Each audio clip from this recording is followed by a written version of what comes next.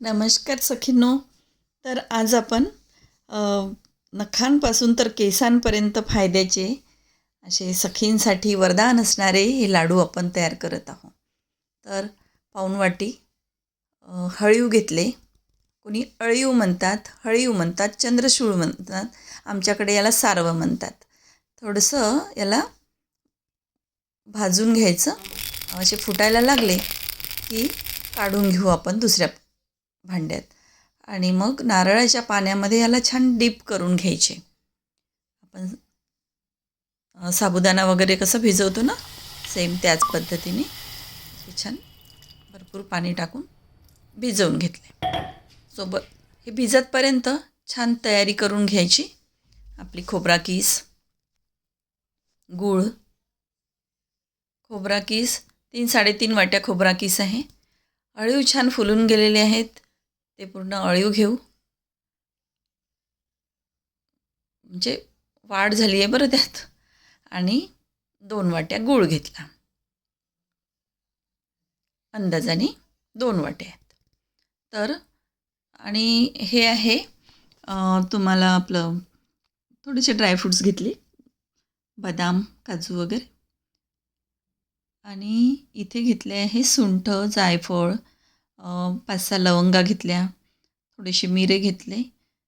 इथे ना विलायची नसली तरी चालेल, पण हे अवश्य टाका हां. आणि थोडंसं तूप घेतलं. तर चला आपण आता लाडू करूया. तूप टाकलं आहे कढईमध्ये 2 चम्मच. त्यामध्ये खोबरा कीस, पूर्ण खोबरा कीस, ओलं नारळ होतं ना त्याचा कीस केलेला आहे. तर खोबरा कीस आणि थोडंसं हलकंसं तुपामध्ये असं फिरून, तूप टाकायची पण गरज नाही आहे कारण खोबऱ्याचं तेल सुटतं, त्यामुळे तूप टाकायची गरज नाही, पण चव चांगली येते म्हणून मी हे तूप थोडंसं टाकून घेतलं.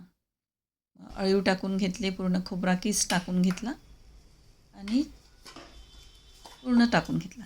हे अळीवाचे लाडू आहे ना, केस गळती, आयर्नची कमतरता, अंधारी येणे, त्वचेसाठी प्रथिनं आहे यामध्ये, calcium, magnesium, zinc, phosphorus, vitamin C, vitamin A, vitamin E आणि ओमेगा 3. म्हणजे किती किती ना, हे सगळे व्हिटॅमिन्स, मिनरल्स यामध्ये आहेत. आणि असे हे परिपूर्ण असे अळीव लाडू सखींसाठी वरदान आहेत.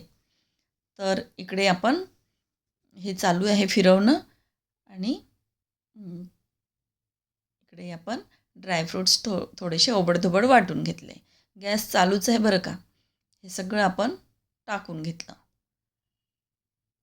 हे जे थोडंसं आपण सुंठ वगैरे होती ती पण बारीक करून घेऊया. आणि हे इकडे छान गूळ न असा आळत आल्यासारखा झाला पाहिजे. इथे कोरडे नाही पडत आपले हे लाडू. म्हणजे सगळ्यात सोपे जर कोणते लाडू करायचे असेल ना, तर अळीवाचे लाडू अत्यंत सोपे. म्हणजे कोणाला न करता येणारे जरी असेल तरी त्यांनासुद्धा हे लाडू जमतात. पाक व्हायला लागला म्हणजे गूळ आत्ता वितळायला लागला. यामध्ये सगळंच गेलेलं आहे आता.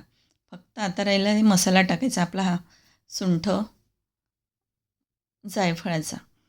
तर वात, पित्त, कफ यांचं संतुलन करून हाडं, आपले सांधे, केस, त्वचा या सर्वांसाठी अतिशय महत्त्वाचे घटक यामध्ये आहे. काय सुगंध येते आहे ना. मी पहिल्यांदा आणि उपवासाला सुद्धा चालतात बरं का हे लाडू. तर त्यामुळे हे सगळ्यांसाठी अतिशय चांगले आहेत. तर या प्रमाणामध्ये आपल्याला ना प्रमाण असं काही हे नाही आहे. तुम्ही किती गोड खाता त्याच्यानुसार तुम्ही गूळ टाकू शकता. खूपही जास्त नाही, पण व्यवस्थित थोडेसे गोड पण असले पाहिजे, कारण अळीवाची चव ना थोडीशी अशी उग्र असते.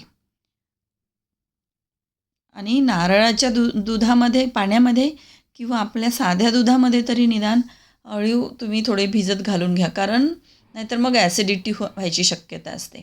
पहा, असं हे झाल्यानंतर मी गॅस बंद केला.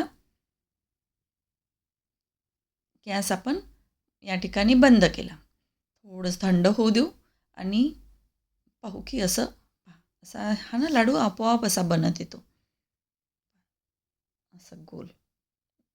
हां. तर एवढं असं ठीक आहे. आता म्हणजे थंड झालेलं आहे, थोडंसं कोमट आहे. आता आपण लाडू वळूया. लाडू थोडा ना छोटाच बांधायचा.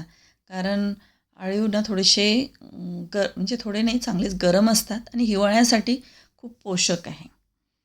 तर हे ना लाडू वाढीसाठी आपल्याला खूप फायद्याचे आहेत आणि वजन न वाढता जर आपल्याला बल वाढवायचं असेल तर चांगले आहे. बाळंतिणीसाठी अतिशय योग्य आहे आणि सर्वांसाठीच हे लाडू अतिशय उपकारक आहे. बनवायला अतिशय सोपे आहे. तुम्हाला जर ही रेसिपी आवडली असेल ना, तर सबस्क्राईब करायला विसरू नका आणि लाईक शेअर करा. मी एक लाडू तुम्हाला फोडून दाखवते. बघा, हे लाडू ना बिघडत नाहीच. कोणी कसेही करा. या लाडवानी वजन वाढत नाही, पण बल वाढतं. आणि असे हे वरदान लाडू